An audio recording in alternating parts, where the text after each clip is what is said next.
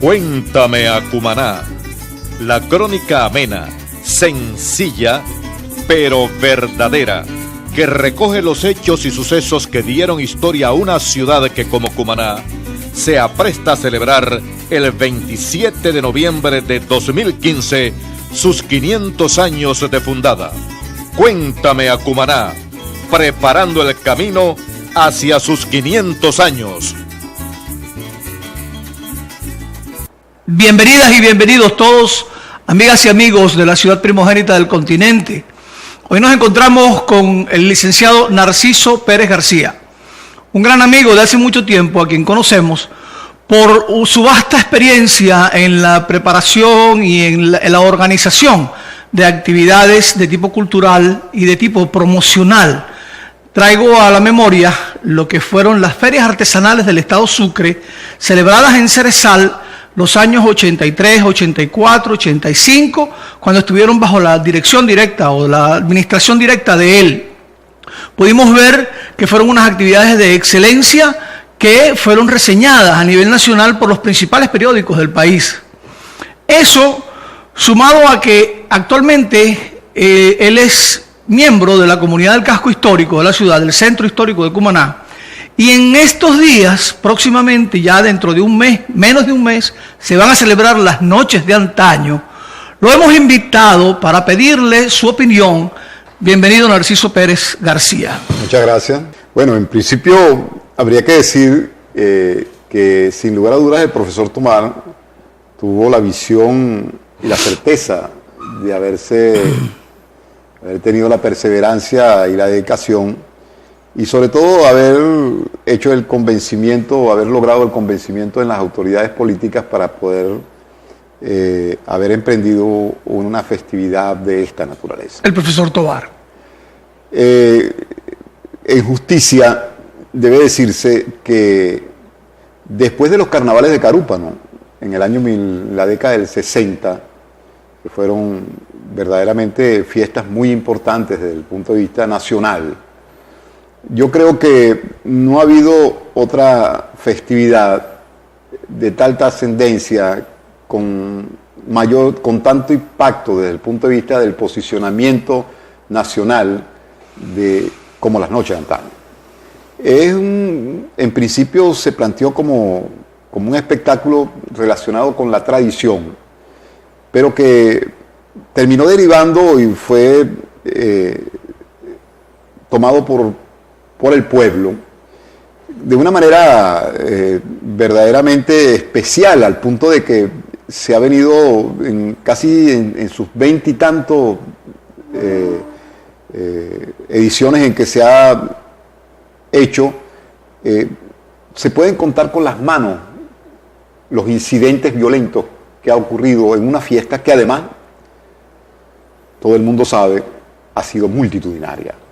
Tiene un enorme respaldo, son 2 días en los cuales prácticamente toda Cumaná se vuelca por sus calles a caminar la Luneta, a caminar la calle Sucre, a caminar la Urica, la Badaraco, la Plaza Quetepe, y por supuesto ese respaldo viene de el diseño que tuvo en cierta medida esa fiesta, llena de glamour, llena de cosas bellas, y con la participación, con ingredientes fundamentales que tienen que ver con la gastronomía, con la artesanía, con la música popular cañonera, con los vestuarios. Si uno conceptualizara la noche de antaño, en general, uno podría decir que es como un intermedio entre un carnaval y una festividad navideña, o una suerte de alegoría, porque probablemente toca todos los elementos, o toma todos los elementos de una gran festividad, sin poder conceptualizar dentro de las tradiciones generales, en el sentido de que no pertenece ni siquiera al solsticio de invierno, a las festividades que se generan con el solsticio de invierno y el solsticio de verano.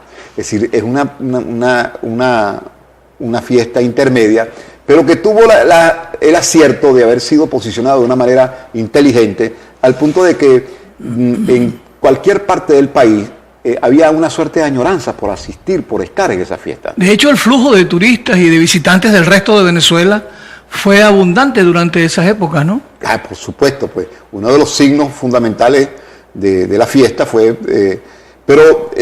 fue su participación y sobre todo el gran número de visitantes que tenía en términos generales. Pero era su glamour, el sentido de un poco del cumanés tan desarraigado, porque hay que entender lo que ha significado ese deslave de la población rural hacia la población urbana en apenas 40 años, que prácticamente ha desarraigado a la población y que le ha quitado los valores de integración fundamentales que le han permitido en cierta medida darle una identidad. Cuando se encuentran con esta fiesta, es un poco como reencontrarse con sus orígenes, en cierta medida, no digamos nada más que con esa dama antañona que desfila por las calles ataviada con con esas enaguas y con esas sombrillas. No es solamente porque eso es parte del pasado y parte de la identidad venezolana, sino porque en cierta medida había esa esperanza, es un acto esperanzador, lleno de alegría, que insufla, por supuesto, durante esos 2 días, un gran deseo de vivir y de participar y de exhibirse, que hace, obviamente, del cumanés, en ese momento, pues, por supuesto, un espacio estelar. Yo incluso hay que agregar, dentro de los numerosos aportes que ha tenido esta fiesta, por ejemplo, el esfuerzo que se ha hecho en los montajes, en la construcción de escenografías a pequeñas escalas, sobre todo el esfuerzo que ha hecho las escuelas y la parte educativa para darle representación a sus escuelas con puestas en escena que han sido verdaderamente encantadoras. El año pasado vimos algunas y ha sido el denominador común de esta fiesta. E incluso el año pasado, con bastante acierto, de alguna manera se introdujeron algunos elementos de carácter tecnológico, como fueron las pantallas que se celebraron ya en el área donde hoy se está restaurando la zona de la Plaza Bolívar, es decir, con proyecciones, con imágenes que le dieron un aire nuevo, un aire fresco. Sin embargo, yo pienso que para los 500 años hay un gran reto en cierta medida, de tomar las tradiciones fundamentales que pertenecen al Estado Sucre y convertirlas realmente como hizo en cierta medida el folclore español con el flamenco. El flamenco era una fiesta pueblerina que súbitamente empezó a llenarse empezó a recibir el aporte de todo las técnicas modernas de danza, de música, hasta convertirse en un movimiento mundial renovado, insuflado de una nueva estética y con un nuevo brillo. Yo pienso que las noches de antaño, es decir, tienen necesariamente para el año que viene, y que una vez que terminen estas, que están bien encaminadas, y que incluso yo estuve en una reunión en la cual se me incluyó en una de esas comisiones organizativas por parte del Consejo Comunal, una vez que se termine, debe quedar una comisión permanente para hacer 5 grandes montajes que nos permitan a nosotros darle un aire nuevo, una renovación completa de todo este planteamiento y alcanzar, por supuesto, nuevas escalas dentro de este posicionamiento. ¿Qué elementos se desarrollarían en cada uno de esos montajes? Nosotros debemos trabajar los montajes fundamentales que tienen que ver con las tradiciones. El concepto de tradición ahora ya no es solamente la música cañonera, que tendrá que permanecer alegrando las calles, es decir, trayendo alegría y brillo a la fiesta, sino que ahora hay que ir hacia el tratamiento de las tradiciones de una manera científica, nombrando comisiones que hagan investigaciones durante todo el año y que hagan una presentación con montajes verdaderamente cinematográficos, absolutamente nuevos, y de un gambillo que incluya la fotografía, la investigación documental, que incluso, por ejemplo, si tomáramos, tomar el 4, que es uno de los emblemas de nuestras artesanías, es decir, trasladar un taller completo y permitir que el turista, que los visitantes puedan caminar en medio de un montaje donde las luces, la fotografía, los talleres y trabajando el artesano con diferentes fases de la construcción del instrumento, le permitan tener un sentido educativo y agregar por supuesto, toda esa información que es vital, porque si de algo vamos a trabajar, sobre todo las tradiciones que se refieren, que son tradiciones productivas y tradiciones materiales, me refiero yo, como la cerámica, el tabaco, el cuatro, que son tradiciones fundamentales y que son los signos, obviamente, de la cultura cumanesa. O sea, usted propone que los talleres de producción familiares que existen en ese tipo de artesanías se instalen en el medio de la calle o en unos espacios precisamente para que la gente vea cómo, claro, cómo se fabrica el cuatro. Por ejemplo, yo podría decir, aquí hicimos incluso un programa, el programa anterior, yo me acuerdo que tú te cuidaste de traer al señor Figueroa, aquel famoso, pues bien, investiguemos el apellido Figueroa. Es decir, todas las tradiciones materiales están indisolublemente vinculadas al parentesco.